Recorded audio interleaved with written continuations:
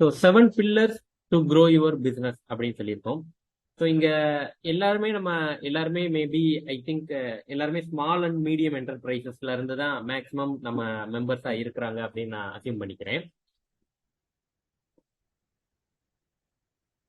So அது மட்டும் நான் தெரிஞ்சுக்கலாமா, எத்தனை பேர் நம்ம எம்எஸ்எம்இல இருக்கீங்க அப்படின்றத நான் தெரிஞ்சுக்கலாமா?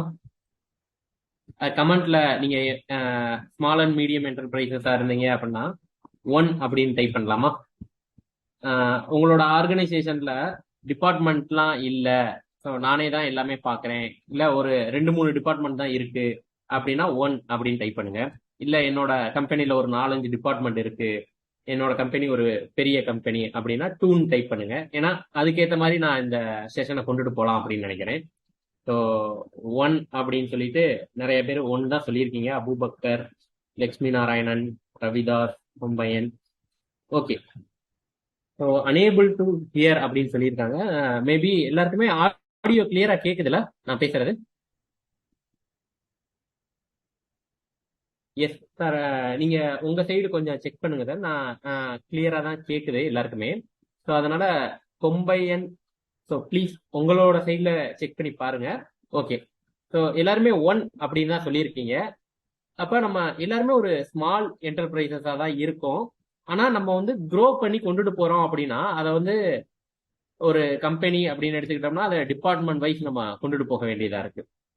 அதே மாதிரி நம்ம ஸ்மால் கம்பெனியா இருந்தாலும் ஒர்க் பண்ணல அந்த டிபார்ட்மெண்ட் அப்படின்றதையோ அல்லது அந்த கேட்டகரைஸ் பண்ணி ஒர்க் பண்ண ஆரம்பிச்சோம்னா தான் ரிசல்ட் கிடைக்கும் அப்படின்றது தான் நான் என்ன சொல்ல வரேன் அப்படின்னா இந்த மீட்டிங் மூலமா நம்ம அண்டர்ஸ்டாண்ட் பண்ண போறோம். சரிங்களா? ஸோ அப்ப இந்த மீட்டிங் முடிவுல நீங்க வந்து எல்லா வேலையுமே நம்ம பண்ணிக்கிட்டு தான் இருப்போம். ஆனா இத வந்து நம்ம இப்படிதான் இந்த டிபார்ட்மெண்ட் தான் பண்ணுது அப்படின்றத அவேர் ஆகாம பண்ணிக்கிட்டு இருப்போம். சரிங்களா? அதுதான். அப்ப நான் இதை வந்து ஒரு 7 டிபார்ட்மெண்ட் அப்படின்னு சொல்லலாம், இல்ல 7 விஷயங்கள் நம்ம பண்றோம், அதை வந்து கேட்டகரைஸ் பண்ணிட்டு நம்ம ஒர்க் பண்ணோம் அப்படின்னா நமக்கு ஒரு நல்ல ரிசல்ட் கிடைக்கும் அப்படின்றதுதான் இந்த மீட்டிங்ல இருந்து ஒரு அவுட்புட் நீங்க எடுத்துக்கிற போறீங்க அப்படின்னா என்ன அப்படின்னா நம்ம பாக்குற வேலையை பத்தி அதை அண்டர்ஸ்டாண்ட் பண்ண போறோம், அதை கேட்டகரைஸ் பண்ணி நம்ம ஒர்க் பண்ண போறோம். ஓகேங்களா? ஸோ இப்போ வந்து 7 பில்லர் அப்படின்னு சொல்றதுல பில்லர் அப்படின்றது என்னவா இருக்கும் அப்படின்னா எல்லாருக்குமே தெரியும். பில்லர் அப்படின்றது என்னது அப்படின்னா மார்க்கெட்டிங். ஸோ இங்க இருக்கிறவங்க எல்லாருக்குமே தெரியும், மார்க்கெட்டிங் பண்ணாம இப்ப இருக்கிற பிசினஸை பொறுத்த வரைக்கும் சர்வீஸ் செக்டரா இருந்தாலும் சரி, நீங்க ஒரு ப்ரொடக்ஷன் சைடு இருந்தா கூட இன்னைக்கு மார்க்கெட்டிங் பண்ணாம நம்ம எதுவுமே என்ன பண்ண முடியாது. ஸோ மார்க்கெட்டிங் அப்படின்றத அதனாலதான் என்ன பண்ணிருக்கோம் அப்படின்னா ஃபர்ஸ்ட் இடத்துல வச்சிருக்கோம். ஸோ எல்லாருமே அதை அக்செப்ட் பண்ணிக்கிறீங்கன்னு நினைக்கிறேன். மார்க்கெட்டிங் அப்படின்றது ஃபர்ஸ்ட் இடத்துல இருக்கு. ஸோ அதுக்கு நிறைய வேஸ் ஆஃப் மார்க்கெட்டிங் இருக்கு. டிஜிட்டல் மார்க்கெட்டிங், அதுக்கப்புறம் நம்ம கன்வென்ஷனல் மார்க்கெட்டிங் எல்லாமே இருக்கு. இந்த மார்க்கெட்டிங்கோட ஜாப் என்ன அப்படின்னா அதுதான் ஸ்லைட்ல நான் கொடுத்துருக்கேன். என்னது? லீடு ஜெனரேஷன் அப்படின்றது. ஒரு லீடு எடுக்கிறது அப்படின்றதா மார்க்கெட்டிங்கோட வேலை. சரிங்களா? ஸோ இதை நம்ம எல்லாருமே பண்ணிக்கிட்டு தான் இருக்கோம். சரிங்களா? ஆனா இதை அண்டர்ஸ்டாண்ட் பண்றதுக்காக நான் சொல்றேன், மார்க்கெட்டிங் நம்ம நிறைய விதத்துல பண்றோம். நம்ம போய் நான் இந்த பிசினஸ் பண்றேன் இன்னொருத்தவங்க சொல்றீங்கன்னா அதுவே ஒரு மார்க்கெட்டிங் தான். அது மூலமா நமக்கு ஒரு லீடு ஜெனரேட் ஆகலாம். சரிங்களா? ஸோ அப்ப இது வந்து மார்க்கெட்டிங் அப்படின்றது ஃபர்ஸ்ட் பில்லர், அதான் நம்ம கன்சிடர் பண்றோம். ஸோ இந்த மார்க்கெட்டிங் அப்படின்றத இன்னும் டீடைல்டா நம்ம பார்க்கல. இதுல என்னென்ன விஷயங்களை நம்ம தெரிஞ்சுக்கிறணும் அப்படின்னா, மார்க்கெட்டிங் அப்படின்னா ஒரு சிங்கிள் வேர்ட்ல சொல்லணும் அப்படின்னா ஒருத்தவங்கள பார்க்க வைக்கணும் ஒரு சில விஷயத்த. ஸோ கிராப் அட்டென்ஷன் அப்படின்னா ஒரு 10 பொருளை டிஸ்பிளே பண்ணல நம்மளோட பொருள் தனித்துவமா தெரியணும் அப்படின்றதுதான் என்னது அப்படின்னா கிராப் அட்டென்ஷன். அப்போ ஒரு மார்க்கெட்டிங் பண்றீங்க, ஒரு கேம்பெயின் பண்றீங்க, ஒரு வால் போஸ்டர் அடிக்கிறீங்க, இல்ல ஒரு டிவில விளம்பரம் கொடுக்குறீங்க அப்படின்னா 10ஓட 11 நம்மளோட விளம்பரம் இருக்கக்கூடாது. ஸோ ஒரு புதுசா பண்ணியிருக்காங்களே அப்படின்னு ஒருத்தவங்க பேசுறாங்க அப்படின்னா நீங்க பண்ற மார்க்கெட்டிங் நல்ல மார்க்கெட்டிங். ஸோ இப்ப நீங்க டிவி பாக்குறீங்க, நிறைய அட்வர்டைஸ்மெண்ட் வருது. அதுல சில அட்வர்டைஸ்மெண்ட்டை பத்தி நம்மளே பேசுவோம், ஸோ சூப்பரா இருக்கே இந்த அட்வர்டைஸ்மெண்ட் அப்படின்னு பேசுறோம்ல. அல்லது ஃபேஸ்புக்ல நிறைய ஆடு வருது. இப்போ வந்து ஆடு அப்படின்றது யூடியூப்ல பாத்தீங்கன்னா ஒரு வீடியோவுக்கு 2-3 ஆடு வருது. சரிங்களா? அதுல ஏதாவது ஒரு சில ஆடு நம்ம அட்டென்ஷனை கிராப் பண்ணும், எல்லாத்தையுமே ஸ்கிப் பண்ணிடுவீங்க. ஏதாவது ஒண்ணு நீங்க சமீபத்துல நான் ஸ்கிப் பண்ணல சார் இந்த ஆடை யூடியூப்ல பார்க்கல, என்னை ஸ்கிப் பண்ணாம பார்க்க வச்சாங்க அப்படின்னு ஏதாவது ஒரு கம்பெனியோட ஆடு இருக்கா? ஏதாவது கமெண்ட்ல சொல்லலாமா? ஸோ இந்த ஆடு வந்துச்சு சார், நான் எல்லா ஆடையும் ஸ்கிப் பண்ணிடுவேன், ஆனா இந்த ஆடை மட்டும் நான் ஸ்கிப் பண்ணதே கிடையாது, ஸ்கிப் பண்ண விடல, அதாவது என்னோட அட்டென்ஷன் அந்த ஆடு வந்து கிராப் பண்ணுச்சு அப்படின்ற மாதிரி ஏதாவது யூடியூப்ல அட்வர்டைஸ்மெண்ட் நீங்க ஃபீல் பண்ணியிருக்கீங்களா? இப்ப சமீபத்துல கேக்குறேன், சமீபத்துல ஒரு 1 or 2 monthsக்குள்ள நீங்க ஃபீல் பண்ணியிருக்கீங்களா?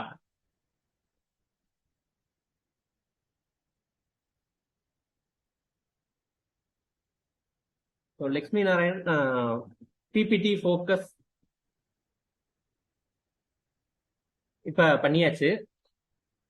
ஸோ கமெண்ட்ல நீங்க சேட் பண்ணீங்க அப்படின்னா யூஸ்ஃபுல்லா இருக்கும். ஸோ நிறைய ஆடு பாக்குறீங்களா? இந்த ஆடுல ஏதாவது ஒரு ஆடு இப்ப நல்லா வந்த ஆடு என்ன என்னோட அட்டென்ஷனை கிராப் பண்ணுச்சு, சரி யூடியூப்பை விட்டுருங்க, டிவிலேயே வந்த ஆடு இல்ல வெளியில போஸ்டர்ஸ் அந்த மாதிரி இருக்கக்கூடியது கம்ஃபோர்ட்.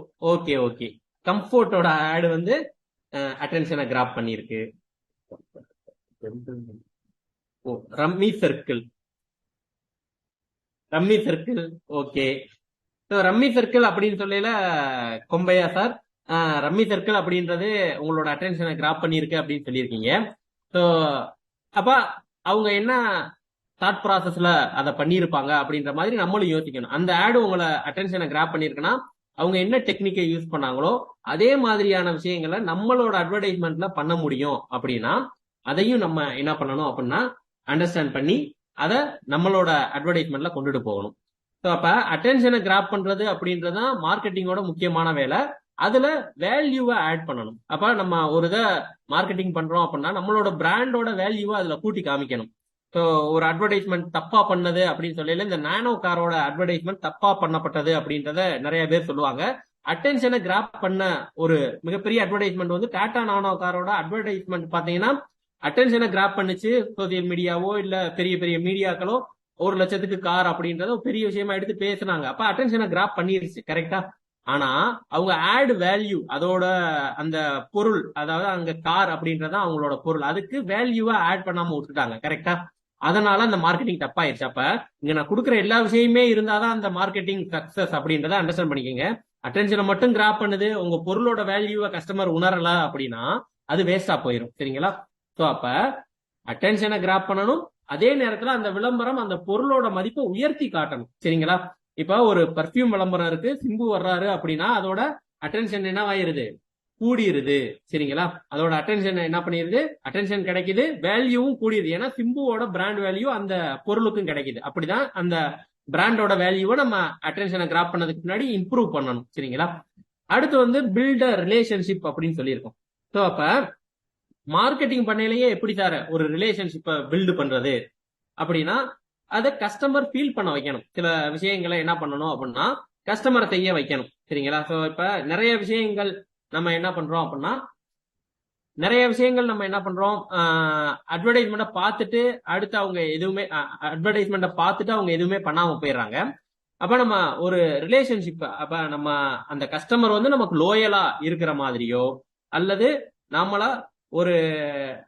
நம்ம தான் ஒரு அத்தாரிட்டியா இருக்கோம், நம்ம சொல்றதை அவங்க கேட்கற மாதிரியோ ஒரு ரிலேஷன்ஷிப்பை பில்டு பண்ணணும். ஸோ அப்ப நம்ம ஒரு அத்தாரிட்டியா இருந்து நம்ம சொல்றதெல்லாம் அவங்க செய்யணும் அப்படின்ற மாதிரி ஒரு ரிலேஷன்ஷிப்போ அல்லது அப்ப ஒரு ஃப்ரெண்டு சஜஷன் சொல்ற மாதிரியோ ஒரு ரிலேஷன்ஷிப்பை நம்ம அந்த ஆட் மூலமா பில்டு பண்ணணும் அப்படின்றது ரொம்ப முக்கியம். ஏன்னா அப்பதான் அடுத்து ஒரு அட்வர்டைஸ்மெண்ட் போட்டாலும் பார்ப்பாங்க. இல்ல அப்படின்னா நீங்க இப்ப போட்ட ஆடுக்கும் அடுத்து போடுற ஆடுக்கும் சம்பந்தம் இல்லைன்னா என்ன பண்ண மாட்டாங்க, பார்க்க மாட்டாங்க. ஒரு ரிலேஷன்ஷிப் இருக்கையில நம்ம சொல்றதெல்லாம் கேட்பாங்க. ஸோ அப்ப அந்த ரிலேஷன்ஷிப் பில்டு பண்ணணும்ன்றது ரொம்ப முக்கியம் மார்க்கெட்டிங் ஆக்டிவிட்டியில. அதுக்கப்புறம் எஸ்டாப்ளிஷ் கிரெடிபிலிட்டி அப்படின்றது நான் சொல்லிட்டேன். ஸோ நமக்கு என்ன அத்தாரிட்டி இருக்கு, அப்ப நம்ம சொன்னா அது கரெக்டா இருக்கும் அப்படின்ற மாதிரியான விஷயங்கள் எல்லாத்தையுமே இந்த மார்க்கெட்டிங்குள்ள நம்ம கொண்டுட்டு வரணும். ஸோ அப்ப மார்க்கெட்டிங் அப்படின்னா சிங்கிள் வேர்டுல நம்ம சொல்லணும் அப்படின்னா லீடு ஜென்ரேஷன் அப்படின்றது தான் அதுக்கான சிங்கிள் வேர்டு. ஆனா அந்த லீடு ஜென்ரேஷனுக்கு பின்னாடி இந்த 4 விஷயங்கள் ரொம்ப முக்கியமா இருக்கு. அட்டென்ஷனை கிராப் பண்ணணும், பிராண்டோட வேல்யூவை இம்ப்ரூவ் பண்ணி காட்டணும், அதே மாதிரி அவங்களோட ஒரு ரிலேஷன்ஷிப் பில்ட் பண்ணணும், ஒரு கிரெடிபிலிட்டி அப்படின்றத நம்ம பில்டு பண்ணணும், சரிங்களா? ஸோ இது வந்து மார்க்கெட்டிங்கோட வேலை. ஸோ இந்த வேலை அப்படின்றது நடந்துருச்சு அப்படின்னா அடுத்து என்னவா இருக்கும்? 2வது பில்லர், ஒரு இது மார்க்கெட்டிங் பண்ணிட்டோம்னா அடுத்து என்ன நடக்கணும், யாராவது சொல்ல முடியுமா? மார்க்கெட்டிங் பண்றோம், எதுக்காக மார்க்கெட்டிங் பண்றோம்? எனிஒன்? மார்க்கெட்டிங் பண்றோம்னா எதுக்காக மார்க்கெட்டிங் பண்றோம்? நமக்கு என்ன வேணும், என்ன நடக்கணும் நமக்கு? நமக்கு என்ன நடக்கணும்? சேல்ஸ் நடக்கணும். Chandraprakash sir, finally sales. Correct. So அப்ப சேல்ஸ ப்ரொமோட் பண்றதுக்காக தான் மார்க்கெட்டிங் பண்றோம். அப்ப செகண்ட் பில்லர் அப்படின்றது என்னது? சேல்ஸ். மார்க்கெட்டிங் அப்படின்றது என்ன சொன்னேன்? Lead generation. அப்ப சேல்ஸ்ன்றது என்னதுன்னா ரெவன்யூ ஜெனரேஷன். கடைசியில சேல்ஸ் பண்ணியே ஆகணும். சரிங்களா? ஸோ அப்ப ரெண்டாவது பில்லர் அப்படின்றது சேல்ஸ். ஸோ அப்ப இதை செக்ரிகேட் பண்ண தெரியணும். மார்க்கெட்டிங் அப்படின்றது ஒரு தனிப்பட்ட விஷயம், அது நடந்துகிட்டே இருக்கணும். நீங்க தனி ஆளா பிசினஸ் பண்ணாலும் சரி, இல்ல ஒரு நிறுவனமா பண்ணாலும் மார்க்கெட்டிங்ன்ற ரெஸ்பான்சிபிலிட்டிக்கு ஒரு பர்சன் இருக்கணும். அல்லது அதே நம்ம பர்சன், நானே மார்க்கெட்டிங்கும் பாக்குறேன், சேல்ஸும் பாக்குறேன்னா எனக்கு அதை பிரிச்சு பார்க்க தெரியணும். மார்க்கெட்டிங் ஆக்டிவிட்டி இந்த வருஷம் பண்ணமா, இந்த மாசம் பண்ணமான்னு தெரியணும். அடுத்து சேல்ஸ்னா சேல்ஸுக்கு சம் ஆக்டிவிட்டிஸ் பண்ணணும். இதை ரெகுலரா பண்ணோம்னா தான் சக்சஸ் ஆகும். சரிங்களா? இந்த மாசம் மார்க்கெட்டிங்கே பண்ணாம சேல்ஸ் மட்டும் பண்ணிக்கிட்டே இருக்கோம் அப்படின்னா லாங் டேர்ம்ல நம்ம ஒரு க்ரோ ஆன பிசினஸா மாற முடியாது. சரிங்களா? அப்ப நம்ம பிசினஸ் க்ரோத்துக்கு மார்க்கெட்டிங் ஆக்டிவிட்டியும் சேல்ஸ் என்ற ஆக்டிவிட்டியும் சைமல்டேனியஸா ஒரே நேரத்துல நடக்கணும். ஸோ அப்ப இந்த சேல்ஸ் அப்படின்றது ரெவன்யூ ஜெனரேஷன் அப்படின்றது. ஸோ இந்த ரெவன்யூ ஜெனரேஷன் அப்படின்றதுக்குள்ள போனோம் அப்படின்னா நமக்கு ஃபர்ஸ்ட் என்ன தெரியணும் அப்படின்னா, நம்ம கஸ்டமருக்கு என்ன வேணும் அப்படின்றது நமக்கு தெரியணும். ஒரே வேர்டுல சொல்ல தெரியணும். சரிங்களா? நம்ம கஸ்டமருக்கு என்ன வேணும் அப்படின்றத ஒரே வேர்டுல சொல்ல தெரியணும். ஸோ இப்ப நிறைய பேர் நிறைய பிசினஸ்ல இருப்பீங்க. உங்களோட கஸ்டமருக்கு என்ன தேவை அப்படின்றத ஒரு சிங்கிள் வேர்டுலயோ அல்லது ஒரு சென்டென்ஸ், ஒரே சென்டென்ஸ் ஒரு 6 வார்த்தைக்குள்ள உங்களால சொல்ல முடியுமா அப்படின்றத யோசிச்சு பாருங்க. இல்ல ட்ரை பண்ணுங்க. நீங்க கமெண்ட் பண்ணுங்க, நான் அண்டர்ஸ்டாண்ட் பண்றேன். நீங்க அந்த கமெண்ட் பண்ற விஷயத்தை வச்சு நான் உங்களோட பிசினஸ் ஐடென்டிஃபை பண்ண முடியணும். அப்படி கமெண்ட் பண்ணணும். ஏன்னா இது தெரியாம நம்ம பிசினஸ் பண்ண முடியாது. உங்க கஸ்டமர் ரெக்குயர்மெண்ட் அப்படின்றது உங்களுக்கு ஒரு 4-5 வார்த்தைகள்ல நீங்க சொல்லணும். சரிங்களா? உங்களால சொல்ல முடியுதா அப்படின்றத ட்ரை பண்ணுங்க. ஏன்னா இதை வந்து ஒரு பிராக்டிக்கலா அப்படியே கொண்டுட்டு போயிடலாம். ஏன்னா இந்த மீட்டிங் முடிஞ்ச பின்னாடி நீங்க ட்ரை பண்ணுவீங்களான்னு சொல்ல முடியாது. அதனால இதை ஒரு சான்ஸா எடுத்துக்கிட்டு நீங்க ட்ரை பண்ணுங்க. உங்களோட கஸ்டமர் ரெக்குயர்மெண்ட் அப்படின்றத சிங்கிள் வேர்ட் ஆர் சிங்கிள் சென்டென்ஸ்ல சொல்ல முடியுதா அப்படின்றத டைப் பண்ணுங்க. கமெண்ட் சேட் பாக்ஸ்ல டைப் பண்ணுங்க, பார்ப்போம். சேல்ஸை ப்ரொமோட் பண்ணணும் அப்படின்னா கஸ்டமருக்கு என்ன வேணும் அப்படின்றத தெரியணும். ஸோ ஒரு ப்ராடக்டை பிச் பண்றதோ இல்ல சர்வீஸை பிச் பண்றதோ அப்படின்றது ரொம்ப ஷார்ட். ஒரு 15 செகண்ட்ஸ் ஆடுல நமக்கு என்ன பண்றாங்க, எல்லாத்தையும் பிச் பண்றாங்க. 5 செகண்ட்ஸ் ஆடும் இருக்கு, 10 செகண்ட்ஸ் ஆடும் இருக்கு. ஸோ அப்ப இப்ப நீங்க கரெக்டா அந்த வேல்யூ கஸ்டமர் என்ன ரெக்குயர்மெண்ட் இருக்கு அப்படின்றத நீங்க சொன்னீங்கன்னா, ஸோ இப்ப அபு பக்கர் சித்திக் சொல்லியிருக்காங்க, க்ளோ இன்டர்னல் அண்ட் எக்ஸ்டர்னல் அப்படின்னு சொல்லியிருக்காங்க.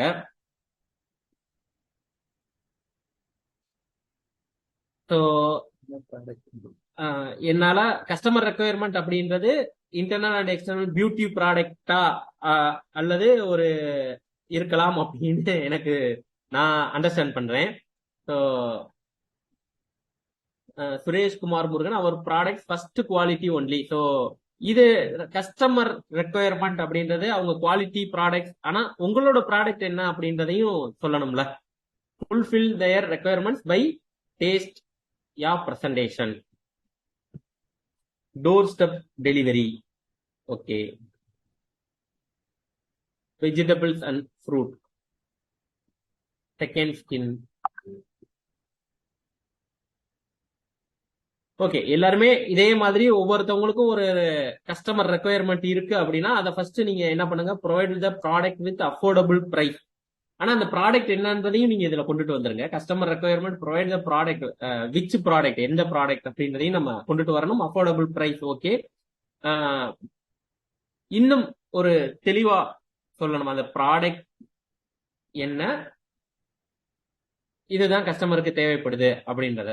காலையில எல்லார் வீட்டுலயும் என்ன தேவைப்படுது, மில்க் தேவைப்படுது. ஏர்லி மார்னிங் 6 o'clock என்னோட கஸ்டமருக்கு மில்க் தேவைப்படுது அப்படின்னா மில்க் ப்ராடக்ட் அப்படின்றத நம்ம சொல்லிடுறோம். அந்த ப்ராடக்டை பிச் பண்ணையில நீங்க இன்னும் பிச் த ப்ராடக்ட் அப்படின்றது இப்ப ஸ்டார்ட் அப் அப்படின்றது எல்லாருக்குமே நிறைய வந்துகிட்டு இருக்கு.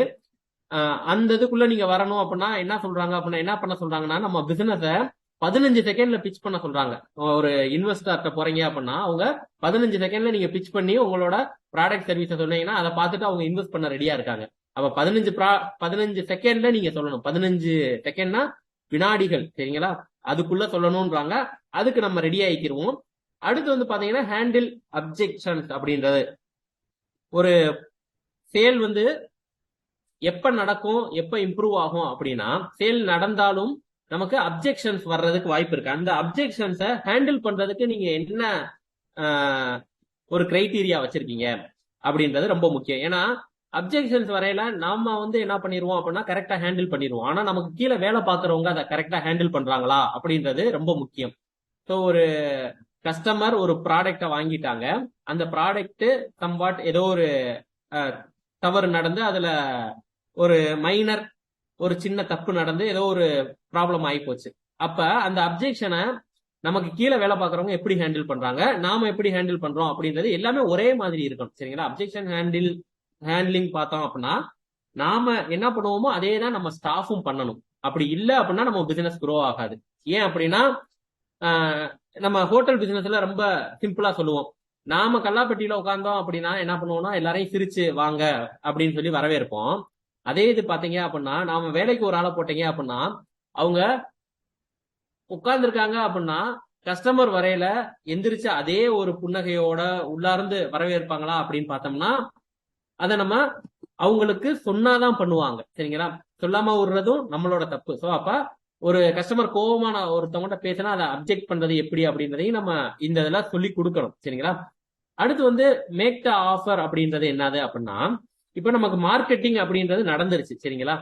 மார்க்கெட்டிங் நல்லா பண்ணிட்டோம், நமக்கு லீடு ஜென்ரேட் ஆயிருச்சு. இப்ப இந்த லீடை என்ன பண்ணணும் அப்படின்னா சேலா கன்வெர்ட் பண்ணணும். லீடு அப்படின்னா ஒண்ணும் இல்ல, ஒருத்தவங்களோட போன் நம்பர் கிடைச்சிருக்கு, அந்த போன் நம்பருக்கு போன் பண்ணி பேசி என் பொருளை வாங்க வைக்கணும். அப்ப பொருளை வாங்க வைக்கணும் அப்படின்னா எல்லாருக்குமே இந்த போன் பண்ணி பேசுற வேலை அப்படின்றது கிடையாது. சில பேர் லிங்கை போட்டே நம்ம ஜாயின் பண்ண சொல்லிடலாம், இல்ல வாங்க சொல்லிடலாம். ஸோ இப்ப ஒருத்தவங்களுக்கு போன் பண்றோம் அப்படின்றத தாண்டி இல்ல ஒரு லிங்க் மூலமாவே வாங்க சொல்றோம் அப்படின்னா அந்த ஆஃபர் என்ன, அவங்க நம்மகிட்ட வாங்குறதுக்கான ஆஃபர் என்ன. இப்ப என்கிட்ட வாங்கினீங்க அப்படின்னா குவாலிட்டியா இருக்கும் அப்படின்னு சொல்றோம் பாத்தீங்களா? சுரேஷ்குமார் சார் சொல்லியிருக்காங்க, ஃபர்ஸ்ட் குவாலிட்டி ப்ராடக்ட் என்கிட்ட இருக்கும் அப்படின்னா அதை ஒரு ஆஃபரா நம்ம ப்ரொவைட் பண்ணலாம். இல்ல டோர் ஸ்டெப் டெலிவரி அப்படின்றதையும் சொல்லியிருக்காங்க. அப்ப டோர் ஸ்டெப் டெலிவரி எங்க கிட்ட மளிகை பொருட்கள் வாங்கினா உங்களுக்கு டோர் ஸ்டெப் டெலிவரி இருக்கு ஃப்ரீ ஆஃப் காஸ்ட்ல அப்படின்னா அதுதான் ஆஃபர். இந்த ஆஃபர் என்னவா இருக்கணும் அப்படின்னு சொல்றாங்கன்னா அந்த கஸ்டமர் கண்டிப்பா அப்பவே யூஸ் பண்ணக்கூடிய ஒரு டைம் பவுண்டு கொடுக்கணும். அதே மாதிரி இதை விட்டுட்டு போனா ஃபீல் பண்ணுவோம் அப்படின்ற மாதிரி அவங்களுக்கு ஒரு மனப்பான்மையை உருவாக்குற மாதிரி இருக்கணும் அந்த ஆஃபர். ஸோ இப்ப நிறைய ஆஃபர் பாத்தீங்க அப்படின்னா சில வெப்சைட் லிங்கை கிளிக் பண்ணி உள்ள போனீங்கன்னா டைம் ஓடிக்கிட்டே இருக்கும். இந்த ஆஃபர் அமேசான்லயே பாத்தீங்கன்னா அப்படிதான் பண்றாங்க, இந்த டீல் முடியறதுக்கு இன்னும் 2 மணி நேரம் தான் இருக்கு, 15 நிமிஷம் தான் இருக்கு, இதை விட்டுட்டீங்கன்னா இந்த டீல் கிடைக்காது அப்படின்லாம் சொல்றாங்க பாத்தீங்கன்னா. அது எதுக்கு அப்படின்னா ஒரு அன்கான்சியஸ் மைண்ட்ல உங்களுக்கு என்ன பண்ணும் அப்படின்னா அது தோணும். சரிங்களா? என்ன தோணும் அப்படின்னா ஐயோ 15 நிமிஷம் கழிச்சு இந்த ரேட்டுக்கு வாங்க முடியாதா அப்படின்னு நமக்கு தோண வச்சிடறாங்கல்ல, அதுலயே அவங்க சக்சஸ் பண்ணிடுறாங்க. ஸோ அப்ப நம்ம என்ன பண்ணணும் அப்படின்னா அந்த மாதிரி ஒரு ஆஃபரை நம்ம ரெடி பண்ணணும். சரிங்களா? சரி, அப்படி இல்ல சில பிசினஸுக்கு நெகோசியேஷன்லாம் நடக்கும். அதாவது கஸ்டமர் பேரம் பேசுவாங்க. அப்படி பேரம் பேசுறாங்க அப்படின்னா அதை எப்படி நம்ம மார்க்கெட் பிரைஸ் அப்படின்னு சொல்லுவோம், நம்ம சேல் பிரைஸை விட ஒரு பெர்சன்டேஜ் சம்பாட் 100 ரூபாய்க்கு ஒரு பொருளை கஸ்டமர் கடைசியில வாங்க வைக்கணும் இல்ல நம்ம விற்கணும்னு முடிவு பண்ணிட்டோம்னா அந்த பொருளோட விலையை ஒரு 20% கூட வச்சு மார்க்அப் பிரைஸ் 20 ரூபா கூட வச்சு 120 ரூபான்னு எம்ஆர்பியை போட்டு கஸ்டமர்கிட்ட சொல்லுவோம். அவங்க என்ன பண்ணுவாங்க, பேரம் பேசுவாங்க. பேரம் பேசி நம்ம என்ன பண்ணுவோம், சரி 100 ரூபான்னு வாங்கிக்கங்க அப்படின்னு சொல்றோம்னா அவங்களுக்கு ஒரு சந்தோஷம். சரிங்களா? அப்ப இந்த நெகோசியேஷன் அப்படின்றது எப்படி கொண்டுட்டு போலாம் அப்படின்றத நம்ம ஏற்கனவே என்ன பண்ணிடணும் அப்படின்னா ரெடி பண்ணி வச்சிடணும். ஸோ அப்ப சேல்ஸ் நடக்குது அப்படின்னா ஃபர்ஸ்ட் அந்த கஸ்டமர் என்ன தேவைன்றத உணர்ந்திருக்கணும். அவங்களுக்கு அந்த ப்ராடக்ட் நம்ம கொடுக்கக்கூடிய சர்வீஸ் என்ன அப்படின்றத தெளிவா சொல்லணும். சரிங்களா? இந்த டேர்ம்ஸ் அண்ட் கண்டிஷன்ஸ் எல்லாம் போடுவாங்க பாத்தீங்களா, எங்களோட சர்வீஸ்ல இதெல்லாம் வரும் சார், இதெல்லாம் வராது சார் அப்படின்றத நம்ம தெளிவா சொல்லணும். இல்ல அப்படின்னா அப்பதான் நிறைய ப்ராப்ளம் வரும். அப்ப நம்ம அந்த அப்ஜெக்ஷன்ஸை ஹேண்டில் பண்ண தெரியணும். இப்ப டிவி ஆர்டர் பண்றீங்க அமேசான்ல, அவங்க என்ன பண்ணுவாங்க, டிவி ஆர்டர் பண்ணியாச்சு வீட்டுக்கு மாட்டையில என்ன பண்ணுவாங்க, மாட்டையில என்ன பண்ணுவாங்க, சர்வீஸ் சார்ஜ் கிடையாதுன்னு சொல்லியிருப்பாங்க. ஆனா சார் அந்த பின்னாடி வைக்கிற கம்பியை மட்டும் நீங்க என்ன பண்ணணும், அந்த செவத்துல ஃபிட் பண்ணணும் அப்படின்னா அதுக்கு மட்டும் சார்ஜ் வரும் சார்னு சொல்லுவாங்க. அப்ப சில பேர் வீட்டுல என்ன பண்ணுவாங்க, சார் டிவி ஆர்டர் போட்டோம்னா கம்பியை நாங்களா கொடுக்க முடியும், நீங்க சர்வீஸ் எல்லாம் ஃப்ரீன்னு சொன்னீங்க அப்படின்வாங்க. அவங்க என்ன சொல்லுவாங்க, இல்ல சார் சர்வீஸ் ஃப்ரீ, ஆளு வந்துட்டாங்க ஃபிட் பண்ணி தர்றாங்க, ஆனா அந்த ஹேங்கிங் அந்த இதை மட்டும் நீங்க வாங்கணும், காசு பே பண்ணணும்னு சொல்றாங்க. அப்ப அந்த இடத்துல ஒரு அப்ஜெக்ஷன் வருது. அப்ப அதை அவங்க கரெக்டா ஹேண்டில் பண்ணணும். ஏன்னா டேர்ம்ஸ் அண்ட் கண்டிஷன்லாம் அவங்க தெளிவா போட்டிருப்பாங்க, நம்ம படிக்காம விட்டுருப்போம். சர்வீஸ்ன்றது என்ன, அடிஷனல் ப்ராடக்ட்லாம் என்ன வாங்கணும் அப்படின்றத தெளிவா கொடுத்துருப்பாங்க. இது மாதிரி நம்மளோட சேல்ஸ்ல எதெல்லாம் ஒரு அப்ஜெக்ஷனுக்கு வரலாம் அப்படின்றத நீங்க ஐடென்டிஃபை பண்ணி வச்சு, அப்படி வந்தா நம்மளோட சேல்ஸ் பீப்புளோ அல்லது நாமளோ என்ன சொல்லணும்ன்றதெல்லாம் எழுதி வச்சுக்கிறணும். சரிங்களா? ஸோ அதே மாதிரி ஒரு ஆஃபர் அப்படின்னா நம்ம என்ன ஆஃபர் பண்ணலாம், எத்தனை விதமான ஆஃபர் கொடுக்கலாம், அதை எந்த காலகட்டத்தில் பண்ணலாம் அப்படின்றதெல்லாம் நோட் பண்ணி வச்சிருக்கணும். அதுக்கப்புறம் எவ்வளவு பர்சன்டேஜ் மார்க்கப் பிரைஸ் வைக்க போறோம், எப்படி அந்த டீலை க்ளோஸ் பண்ண போறோம் அப்படின்றது, இது சேல்ஸ் எல்லாருக்கும் பொதுவா இருக்கணும்ன்றதுனால எல்லாத்தையுமே உள்ள கொண்டு வந்து உங்களுக்கு சொல்லியிருக்கேன். ஸோ அப்ப இதுல உங்களுக்கு அண்டர்ஸ்டாண்ட் ஆயிருக்கும் அப்படின்னு நினைக்கிறேன். மார்க்கெட்டிங் சேல்ஸ் அப்படின்றது தான் என்னது அப்படின்னா, இந்த ரெண்டு பக்கத்தும் தாங்கி பிடிச்சிருக்கிற தூண். மார்க்கெட்டிங் நல்லா நடக்கணும், சேல்ஸும் நல்லா நடக்கணும், அப்பதான் இந்த பிசினஸ் இருக்கு. மீதி வர்றது எல்லாமே என்னது அப்படின்னா, ரொம்ப முக்கியமானது இன்னும் ஒரு ஒண்ணு இருக்கு. சரிங்களா? மீதி இருக்கிற 4 அப்படின்றது ரொம்ப மைல்டா நம்ம தெரிஞ்சுக்கிட்டா போதும். ஆனா இந்த 2 விஷயங்கள் இருந்தாதான் ஒரு தனிநபரா நம்ம சாதிக்க முடியும். இதை நம்மளே பண்ணிக்கிட்டு இருக்கோம், ஆனா இதெல்லாம் தெரிஞ்சுக்கிட்டு பண்ண போறோம். சரிங்களா? இப்ப சேல்ஸ், அதுக்கடுத்து இந்த மார்க்கெட்டிங்க்கும் சேல்ஸுக்கு என்ன சார் சம்பந்தம் அப்படின்றத நீங்க தெரிஞ்சுக்கணும் சார். இந்த ஸ்லைடு பாத்தீங்கன்னா உங்களுக்கே தெரியும். மார்க்கெட்டிங் அப்படின்றதுல நம்ம கொடுக்கக்கூடிய எஃபர்ட் எவ்வளவு இருக்கணும் அப்படின்னா 80% ஆஃப் எஃபர்ட் மார்க்கெட்டிங்ல தான் கொடுக்கணும். சேல்ஸ் அப்படின்றதுல நம்மளோட எஃபர்ட் எவ்வளவு கம்மி பண்ண முடியுமோ கம்மி பண்ணிக்கோங்க. 20% அப்படின்னு நான் சொல்றேன். நீங்க 10% எஃபர்ட் போட்டு கூட ஒரு இதை சேலா மாத்த முடியும் அப்படின்னா ஒன்னும் ப்ராப்ளமே கிடையாது. ஸோ அப்ப எஃபர்ட் எதுல அதிகமா போடணும்? 80% ஆஃப் எஃபர்ட் மார்க்கெட்டிங்ல போடணும்.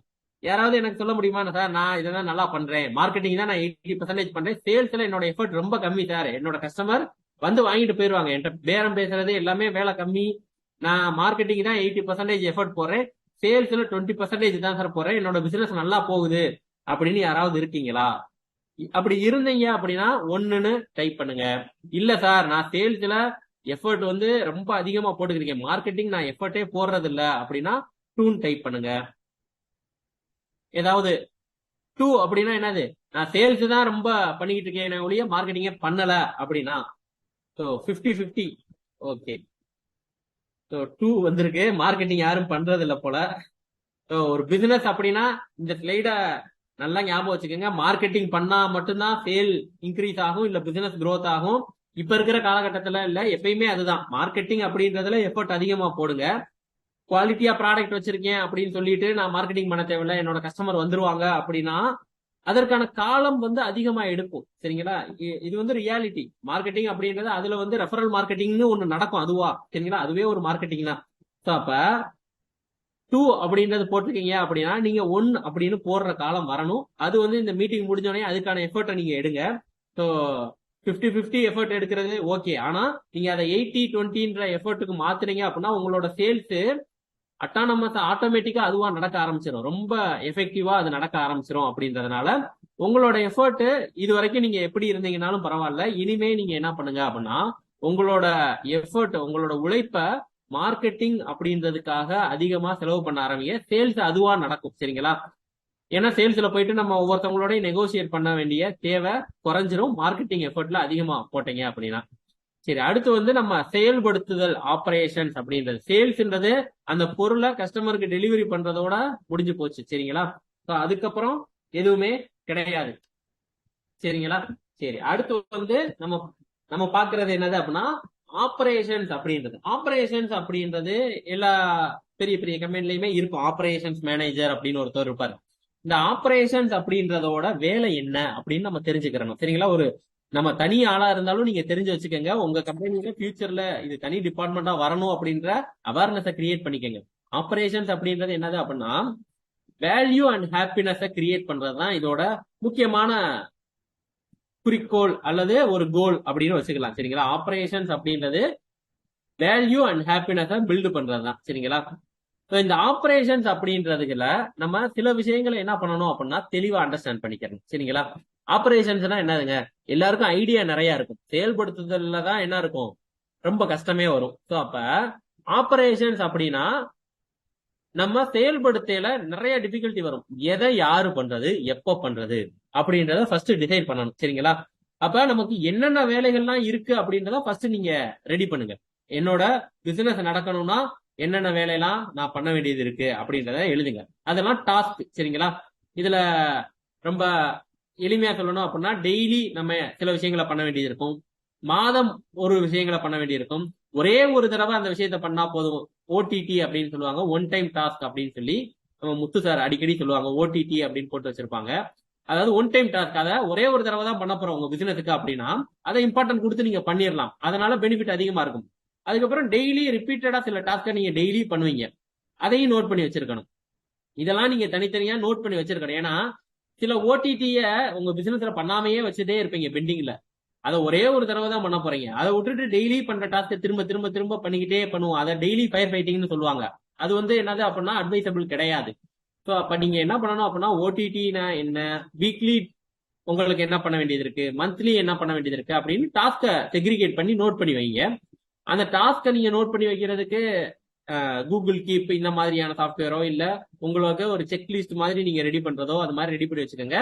இதுல ஃபர்ஸ்ட் நான் சொல்றது என்னதுன்னா, எந்த டாஸ்க கம்ப்ளீட் பண்ணணும் அப்படின்றதுக்கு ஹை ப்ரையாரிட்டி கொடுத்து டெய்லி நோட் பண்ணணும். அதுக்கப்புறம் எந்த டாஸ்க் எல்லாம் முடிஞ்சிருச்சு அப்படின்றது உங்களுக்கு தெரியணும். எந்த டாஸ்க நாம யார்கிட்ட கொடுக்க போறோம் அப்படின்றது நமக்கு தெரியணும். அந்த வேலையை எப்படி முடிக்கணும் அப்படின்றது தெரியணும். சரிங்களா? ஸோ அப்ப ஒரே ஒரு விஷயம் தாங்க, என்ன வேலை இருக்கு, எந்த வேலையெல்லாம் முடிஞ்சிருச்சு, மீதி இருக்கிற வேலையை யாரு முடிக்க போறா, அந்த வேலையை அவர் எப்படி முடிக்க போறாரு, தெளிவா அண்டர்ஸ்டாண்ட் பண்ணிட்டீங்கன்னு நினைக்கிறேன். என்ன வேலையெல்லாம் முடிக்க வேண்டியது இருக்கு, என்ன வேலையெல்லாம் முடிஞ்சிருச்சு, அந்த முடிக்க வேண்டிய வேலையை யார் முடிக்க போறா, அவங்க எப்படி அந்த வேலையை முடிக்க போறாங்க அப்படின்றத நம்ம தெளிவா என்ன பண்ணணும், நாம தான் நோட் பண்ணி வைக்கணும். சரிங்களா? நீங்களே உங்க பிசினஸ் பண்றீங்கன்னா நீங்க அந்த இதை தெளிவா அண்டர்ஸ்டாண்ட் பண்ணணும். ஸோ அப்ப நாளைக்கு என்னென்ன வேலையெல்லாம் முடிக்க வேண்டியது இருக்கு அப்படின்னு உங்க பிசினஸ்க்கு நீங்க இப்ப கேட்டு பாருங்க, உங்களுக்கு ஆன்சர் வருதா அப்படின்றத யோசிச்சு பாருங்க. நாளைக்கு நம்ம இந்தந்த வேலையெல்லாம் முடிக்க வேண்டியது இருக்கு, இந்தந்த வேலையெல்லாம் யார்கிட்ட கொடுக்க போறோம் அப்படின்றத இன்னைக்கு நைட்டோ அல்லது நாளைக்கு மார்னிங் ஸ்டார்ட் பண்ணையில உங்களுக்கு சொல்ல தெரியணும். சரிங்களா? இல்ல அப்படின்னா அன்னைக்கு வந்து உங்களோட பீப்புள் என்ன வேலை பார்ப்பாங்க அப்படின்றது தெரியாது, அல்லது நீங்க என்ன வேலை பார்ப்பீங்கன்னு உங்களுக்கு தெரியாது. ஸோ ஆபரேஷன்ஸ் அப்படின்றத ஃபர்ஸ்ட் சிஸ்டமைஸ் பண்ணுங்க. இந்த மாசம் முடிக்க வேண்டியது என்ன, அதை யார்கிட்ட கொடுக்க போறோம், அவங்கள எப்படி பண்ண சொல்லணும்ன்றதையும் நோட் பண்ணி வச்சிடணும். இதை இப்படிதான் முடிக்கணும் அப்படின்றது ரொம்ப முக்கியம். எந்த டாஸ்கை எப்படி முடிக்கணும், ஒரு மணி நேரம் பண்ண வேண்டிய வேலையை அவங்க ஒரு நாள் ஃபுல்லா பண்ணிக்கிட்டு இருப்பாங்க அப்படின்னா நமக்கு loss of time and money. So அப்ப அதை அண்டர்ஸ்டாண்ட் பண்ணி நீங்க பண்ணணும். சரிங்களா? இந்த ஆபரேஷன்ஸ் அப்படின்றத மேக்சிமம் நம்ம ஒரு சிங்கிள் ஹேண்டடா நம்ம பிசினஸ் எல்லாம் நம்மளே தான் பண்ணிக்கிட்டு இருப்போம். இருந்தாலும் அதை நோட் பண்ணி வச்சுக்கோங்க, நமக்கு ஃபியூச்சர்ல என்ன பண்ணுவோம் அப்படின்னா தேவைப்படும். சரிங்களா? ஸோ அதே மாதிரி பார்த்தோம் அப்படின்னா ஆர்என்டி அப்படின்னு சொல்லி, சார் ஆர்என்டி எல்லாம் என்னோட பிசினஸ்க்கு தேவையா அப்படின்னு கேட்டா கண்டிப்பா என்னது அப்படின்னா ஆர்என்டி நீங்க பண்ணிக்கிட்டு தான் இருப்பீங்க. சரிங்களா? ஆனா அது நமக்கு ஒரு டிபார்ட்மெண்டா தெரியாது. நம்ம இண்டிவிஜுவலா நம்ம ஆர்என்டி அப்படின்றத நம்ம அப்பப்போ பண்ணிக்கிட்டு தான் இருப்போம். அப்ப இந்த ஆர்என்டி அப்படின்னு வரையில என்ன பண்றோம், ரிசர்ச் பண்றோம். என்ன ரிசர்ச் பண்றோம், புதுசா ஏதாவது ப்ராடக்ட கொண்டுட்டு வர முடியுமா, நம்மளோட பிசினஸுக்கு புதுசா ப்ராடக்ட் கொண்டு வர முடியுமா, இல்ல நம்ம ஏற்கனவே பண்ற ப்ராசஸுக்கு பதிலா புதுசா ஏதாவது ஒரு ப்ராசஸை இன்ட்ரோடியூஸ் பண்ண முடியுமா, இல்ல புதுசா ஒரு டெக்னாலஜிஸை கொண்டு வர முடியுமா.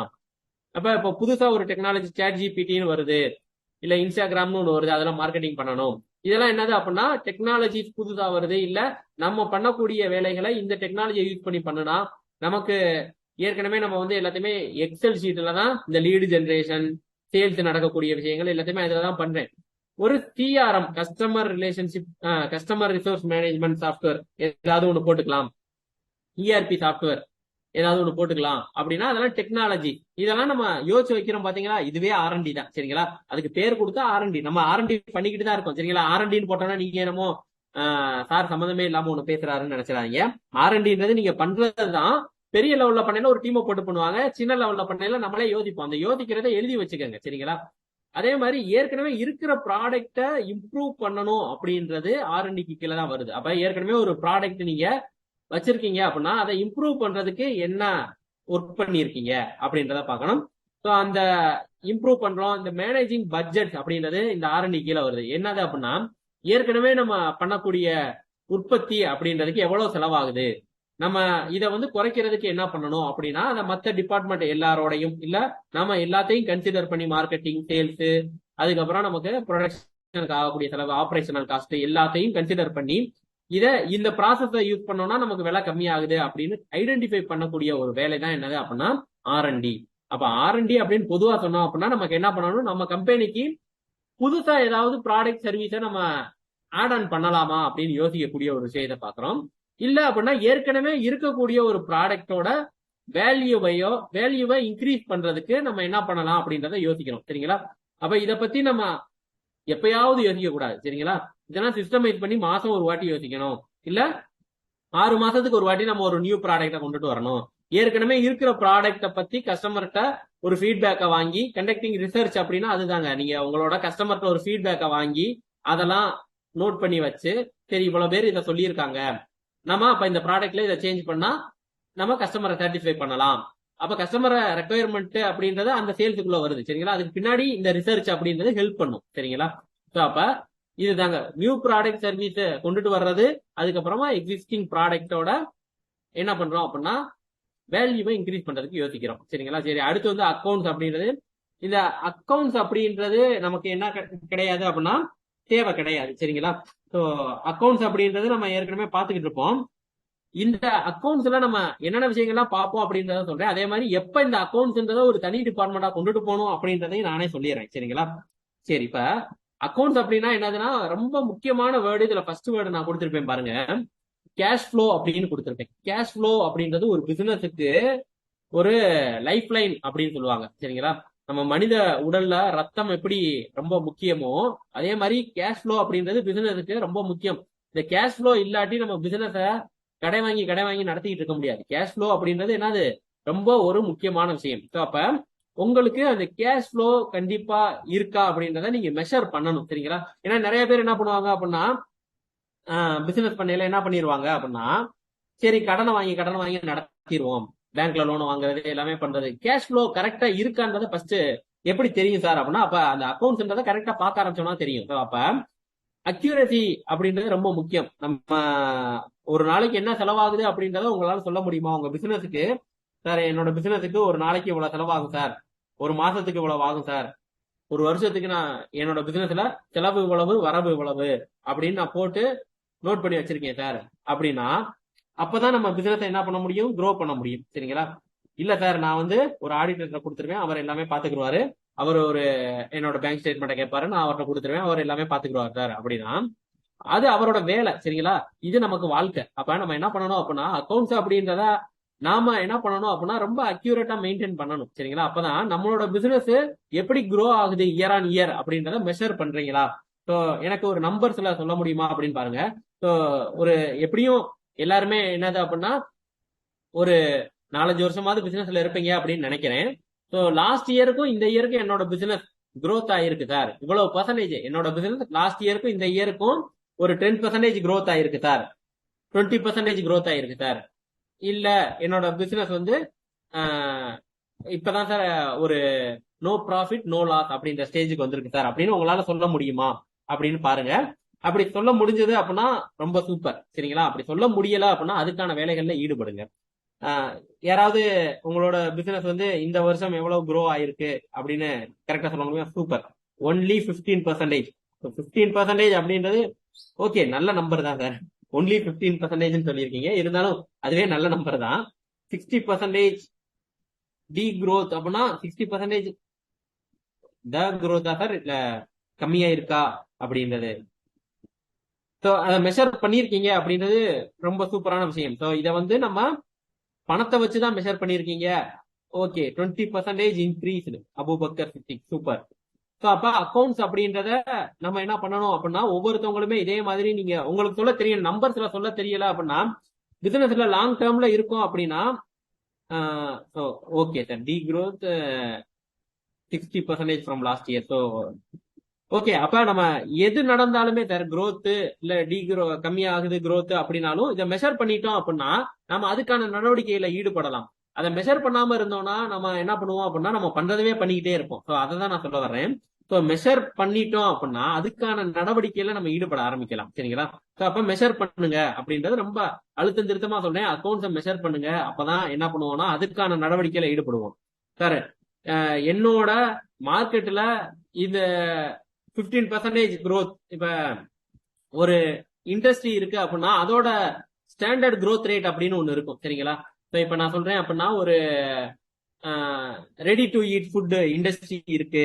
இப்ப நம்ம ரெடிமேட் சப்பாத்தி இந்த மாதிரி ஒரு ப்ராடக்ட் இருக்கு. அதோட இண்டஸ்ட்ரி growth ரேட் அப்படின்றது ஒரு 40% இருக்கும் சரிங்களா, அல்லது 50% இருக்கும். ஏன்னா அது ஒரு நியூ என்ட்ரி ப்ராடக்டா இருக்கிறதுனால நல்லா சேல் ஆகும், நல்லா போய்கிட்டு இருக்கும். அப்ப அந்த மார்க்கெட் ஸ்டாண்டர்ட் அப்படின்றது 40% இருக்கும். ஆனா நீங்க வந்து 10% தான் பண்ணிருக்கீங்க அப்படின்னா நீங்க இன்னும் நல்லா பண்ணணும், நீங்க நிறைய வேலை பார்க்க வேண்டியது இருக்கு அப்படின்றத அண்டர்ஸ்டாண்ட் பண்ணுங்க. ஆனா இண்டஸ்ட்ரி ஸ்டாண்டர்ட் அப்படின்றத விட நம்ம எப்பயுமே மேலதான் இருக்கணும் சரிங்களா. இப்ப ஒரு கம்ப்யூட்டர் சேல்ஸ் பண்ணக்கூடிய ஒரு பிசினஸ் பண்றீங்க அப்படின்னா இந்த வருஷம் சேல்ஸ் நிறைய பேருக்கு தெரியும். இந்த யூபிஎஸ் அந்த மாதிரி ஐட்டம்லாம் பாத்தீங்க அப்படின்னா பவர் கட் ஆச்சுன்னா நல்லா சேல்ஸ் ஆகும். உங்களுக்கு எப்பயும் போலதான் சேல்ஸ் ஆகுது அப்படின்னா நீங்க சம்வாட் மார்க்கெட்டிங்ல கான்சென்ட்ரேட் பண்ணணும் அப்படின்றத தெரிஞ்சுக்கலாம்.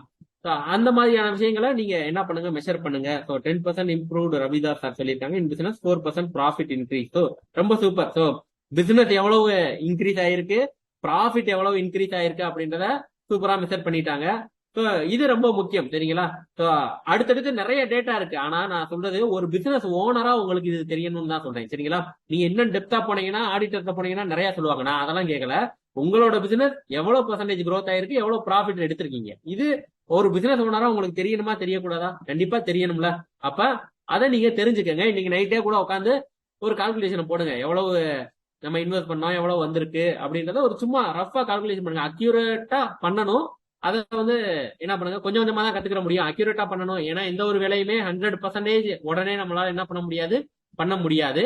அதனால கொஞ்சம் கொஞ்சமா இம்ப்ரூவ் பண்ணுங்க சரி. அதுக்கப்புறம் பார்த்தோம்னா கவர்மெண்ட் ரெகுலேஷன்ஸ் அப்படின்றது நிறைய இருக்கும்.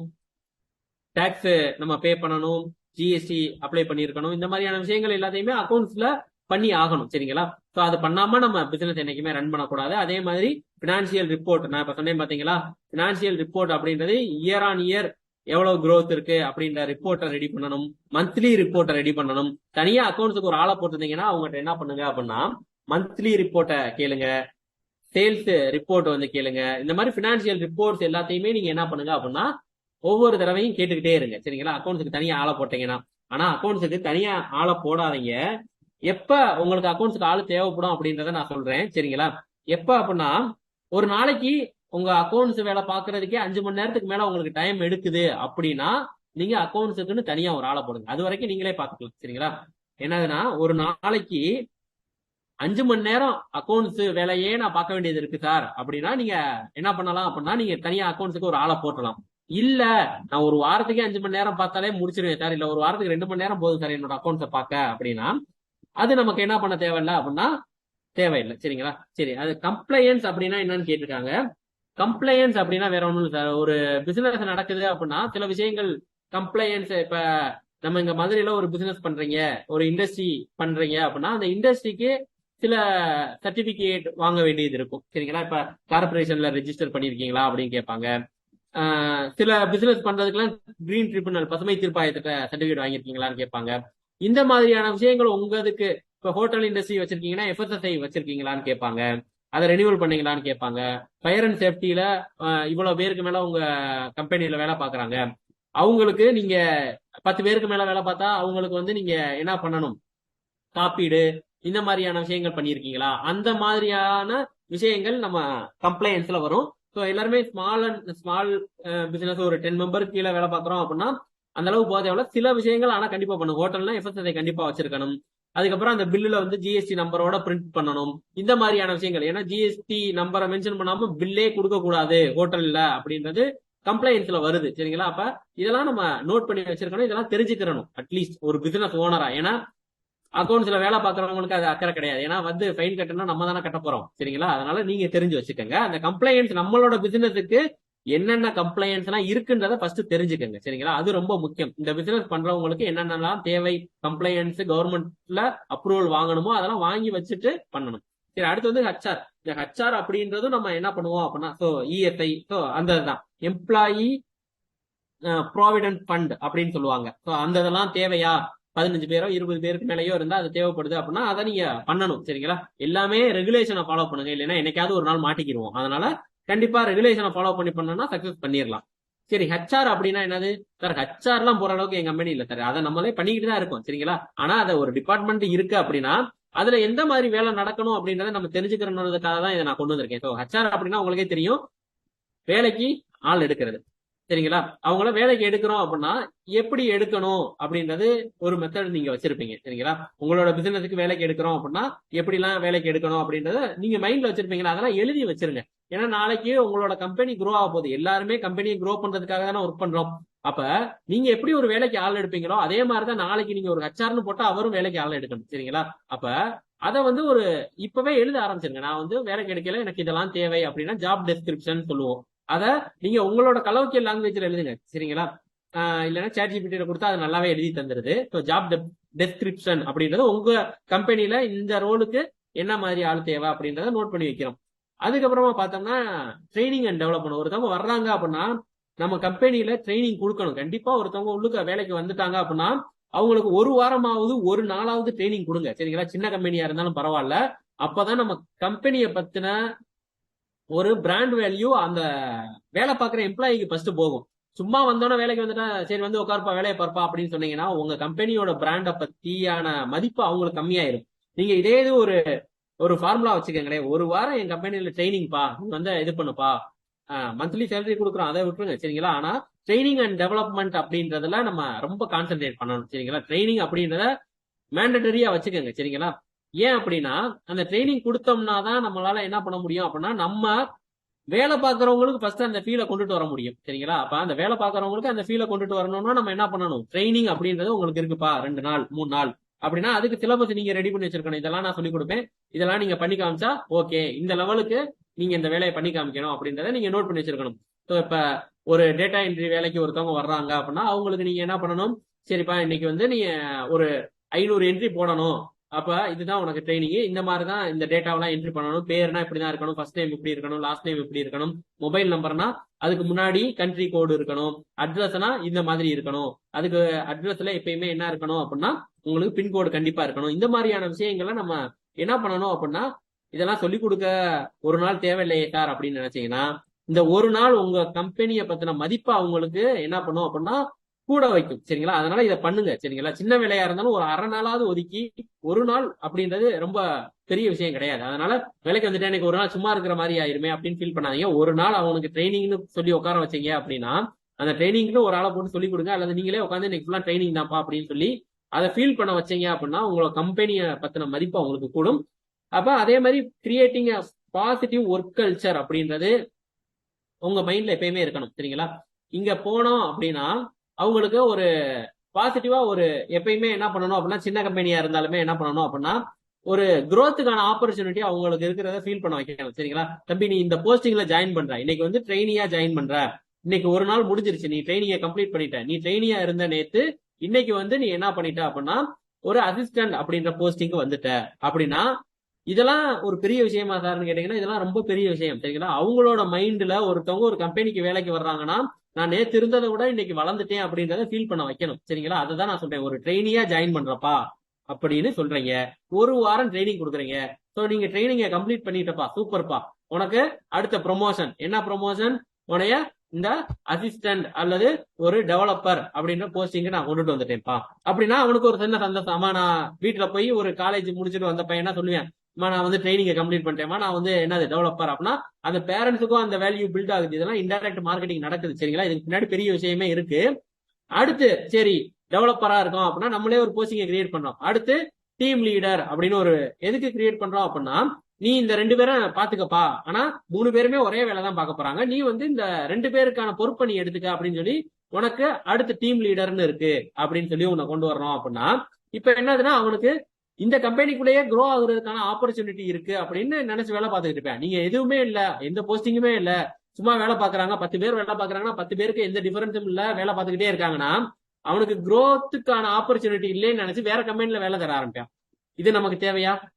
மறுபடியும் புதுசா ஒரு ஆளை கூட்டு வந்து ட்ரைனிங் கொடுத்து அதுக்கப்புறமா நீங்க கம்பெனியை க்ரோ பண்ணணும்.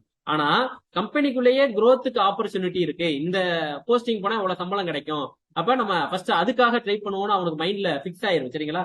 பாரு நமக்கு முன்னாடி ஒருத்தர் இருக்காரு, அவருக்கு வந்து சம்பளம் கூட கிடைக்குது, அப்ப நம்ம அந்த போஸ்டிங் போறதுக்கு ட்ரை பண்ணுவோம் அப்படின்னா அந்த growth மைண்ட் செட் உள்ளுக்க பாசிட்டிவ் ஒர்க் கல்ச்சர் கிரியேட் ஆகுது. சரிங்களா? ஸோ அப்ப இதை சேனலைஸ் பண்றதுக்கு நீங்க தான் என்ன பண்ணணும் அப்படின்னா முயற்சி பண்ணணும். உங்களோட பிசினஸுக்கு ஏற்ற மாதிரி நீங்க யோசிங்க. சரிங்களா? அதெல்லாம் யோசிங்க அப்படின்றதுக்காக தான் நான் சொல்றேன். சரிங்களா? சரி, அடுத்து வந்து எம்ப்ளாயி ஹாப்பினஸ் அப்படின்றது ரொம்ப முக்கியம். சரிங்களா?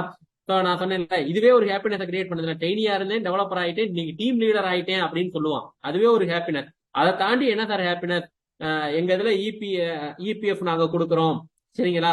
அது போக உங்களுக்கு ட்ரைனிங் அண்ட் டெவலப்மெண்ட், நீ வந்து இப்ப இந்த நிலைமையில இருக்க, நீ அடுத்ததுக்கு போகணும்னா உனக்கு ட்ரைனிங் கொடுக்கணும் அப்படின்றதெல்லாம் சொல்றோம். அப்படின்னா இதெல்லாம் நம்ம என்ன பண்ணணும் அப்படின்னா சிஸ்டமைஸ் பண்ணணும். தம்பி, நீ வந்து இந்த மைக்ரோசாஃப்ட் ட்ரைனிங் அப்படின்றத நான் உனக்கு கம்பெனில இருந்து ஒரு 10,000 ரூபாய் மதிப்புள்ள ஒரு ட்ரைனிங் ப்ரோக்ராம் நாங்களே பண்ணி கொடுக்குறோம் அப்படின்னு நம்ம சொல்லலாம், சரிங்களா?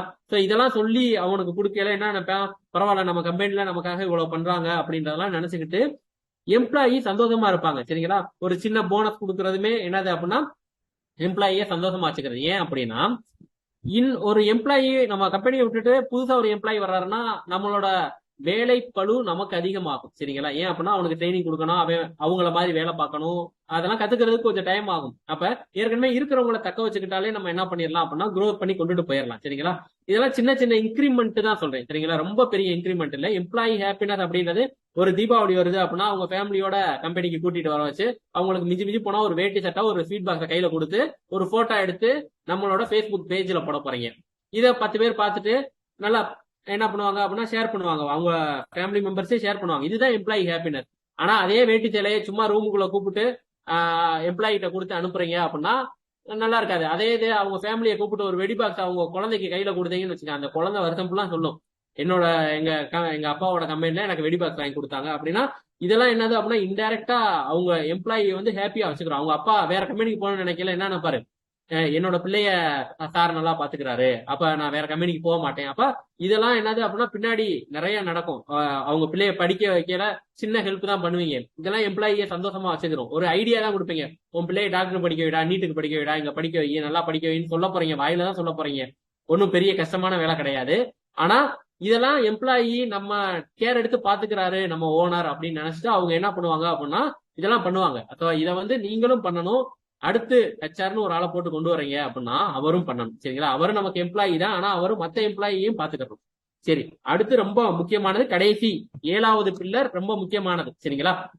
சோ அப்ப ஹெச்ஆர் அப்படின்றது உங்க டிபார்ட்மெண்ட் அப்படின்றது உங்களுக்கு எப்ப தேவைப்படும் அப்படின்றதையும் சொல்லிடுறேன். ஹெச்ஆர் அப்படின்றது எப்ப தேவை அப்படின்னா உங்க கம்பெனில ஒரு 30 பேருக்கு மேல வந்துட்டாங்க சார், என் கம்பெனில 30 பேர் இருக்காங்க சார், அப்படின்னா நீங்க ஒரு ஹெச்ஆர்னு ஒரு தனி ஆளை போடுங்க. இல்ல அப்படின்னா அது வரைக்கும் ஹெச்ஆர்ன்றதை கொண்டுட்டு வராதீங்க. ஸோ அப்ப நான் 2 விஷயம் உங்களுக்கு தெளிவா சொல்லியிருக்கேன். அக்கௌண்டன்ட் அப்படின்றவரை எப்ப கொண்டுட்டு வரணும் அப்படின்னு சொல்லியிருந்தேன், எல்லாருக்கும் ஞாபகம் இருக்கும் அப்படின்னு நினைக்கிறேன். ஒரு நாளைக்கு 5 மணி நேரத்துக்கு மேல அக்கௌண்ட்ஸ் வேலையை நான் பாக்குறேன் அப்படின்னா தான் நீங்க என்ன கொண்டுட்டு வரணும், ஒரு அக்கௌண்டன்ட்டை வேலைக்கு போடணும். அடுத்து ஹெச்ஆர் அப்படின்றவரை எப்ப கொண்டுட்டு வரணும், உங்க கம்பெனில ஒரு 30 பேராவது வேலை பாக்குறாங்க அப்படின்னாதான் நீங்க ஹெச்ஆர் அப்படின்ற ஒரு பர்சனை நியமிக்கணும். அது வரைக்கும் கண்டிப்பா நமக்கு தேவையில்லை, சரிங்களா? அடுத்து 7வதா வரக்கூடியது ஒரு பிசினஸ் ஓனரா நம்ம பண்ண வேண்டிய முக்கியமான வேலைகள் எல்லாமே இதுக்குள்ள வந்துருது, சரிங்களா? எல்லாருமே பிசினஸ் ஓனர் தானே. நம்ம இதுக்கு முன்னாடி பார்த்த வேலை எல்லாத்தையும் ஒரு ஆளை வச்சு போட்டு பாத்துடலாம். ஆனா இந்த வேலையை நீங்க தாங்க பார்த்தாகணும், வேற யாருமே பார்க்க முடியாது.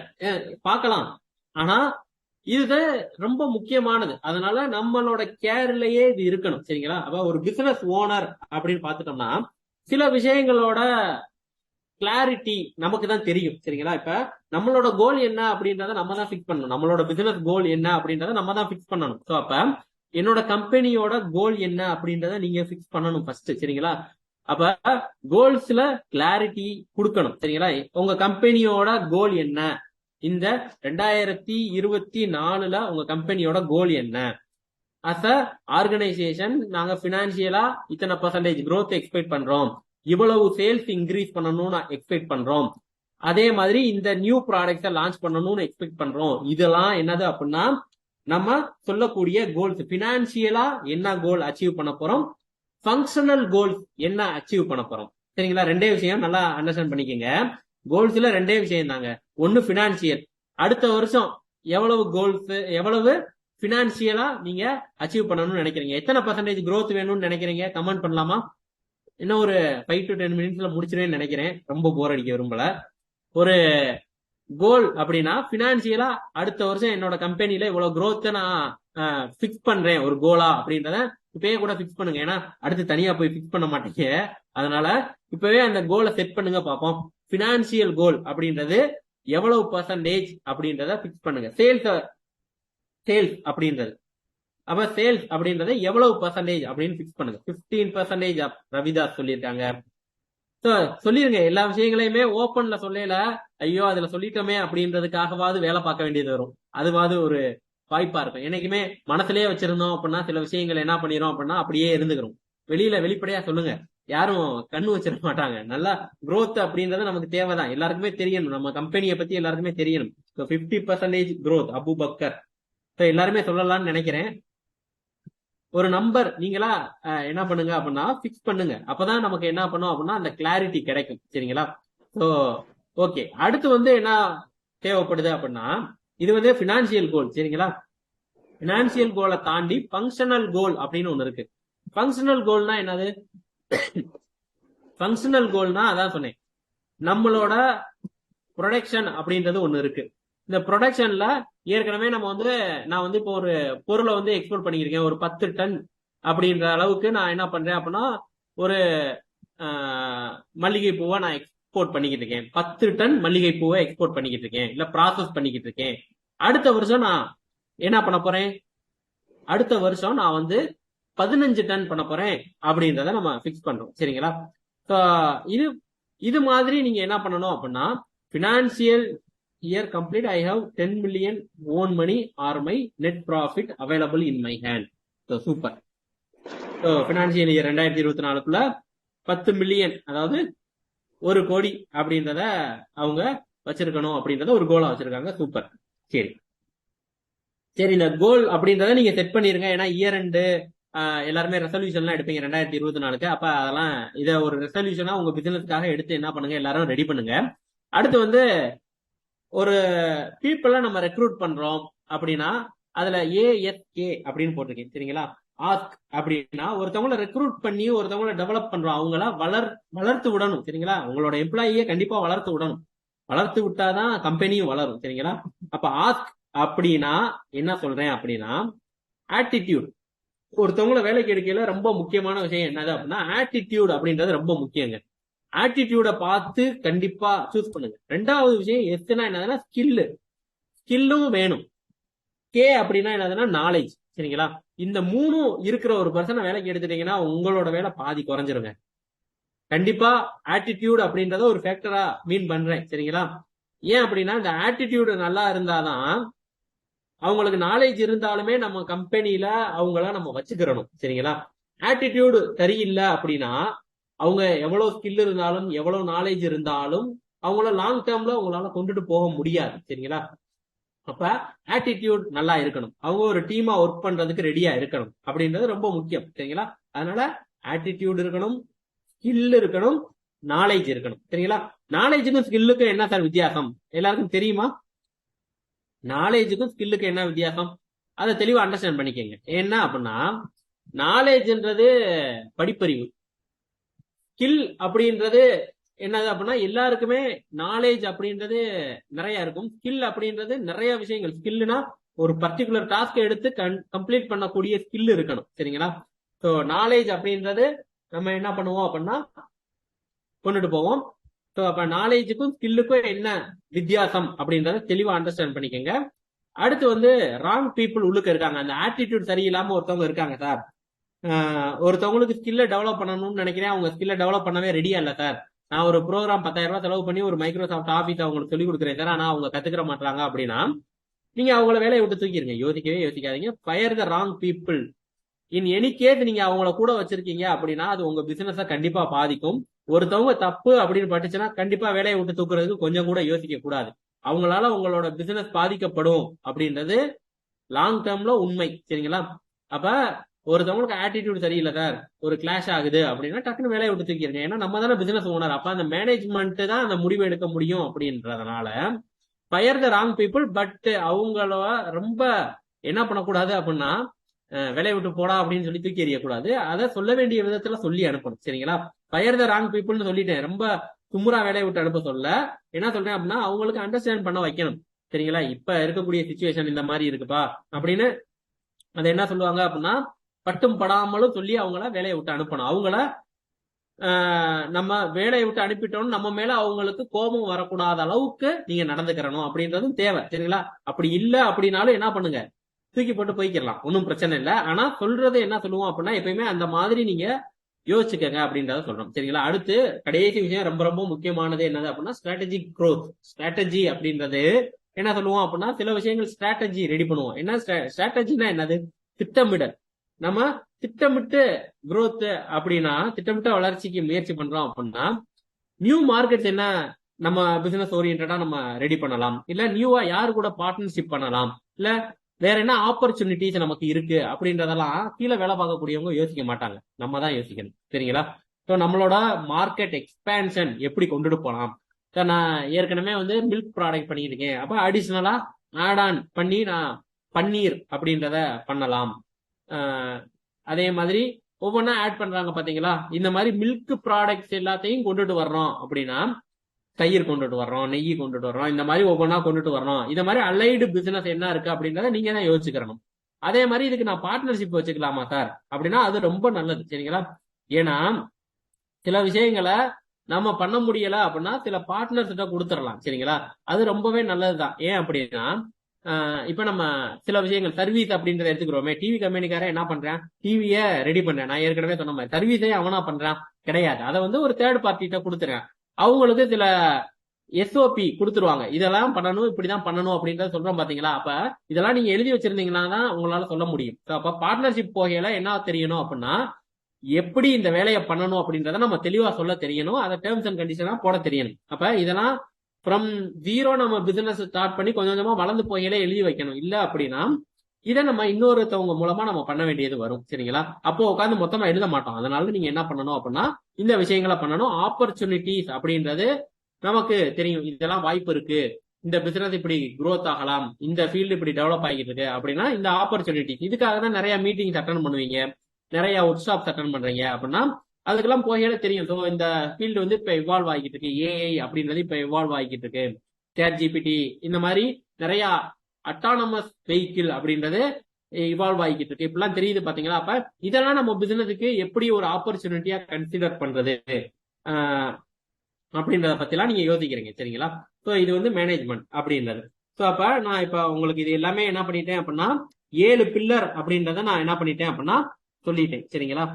சரி, அடுத்து வந்து பார்த்தோம் அப்படின்னா, இந்த 7 பில்லர்ல நான் சொன்னது பாத்தீங்க அப்படின்னா ரொம்ப முக்கியமான 3 பில்லர் அப்படின்னா நான் ஏற்கனவே சொல்லிட்டேன். மார்க்கெட்டிங் ரொம்ப முக்கியம், சேல்ஸ் ரொம்ப முக்கியம், கடைசியா ஒரு மேனேஜ்மெண்ட், அத பிசினஸ் ஓனரா நீங்க மேனேஜ்மெண்ட் அப்படின்றத பார்க்கணும், ஆபரேஷன்ஸ், இந்த 4 ரொம்ப முக்கியம். சில விஷயங்கள் அக்கௌண்ட்ஸோ ஹெச்ஆரோ என்னது அப்படின்னா சில கண்டிஷன்ஸுக்கு அப்புறம் தான் நம்ம கொண்டுட்டே வர போறோம். சரிங்களா? ஆனா இந்த 7 பில்லர்ல நான் சொன்ன இந்த பில்லர்ஸ் எல்லாம் ரொம்ப முக்கியமானது. சரிங்களா? சரி,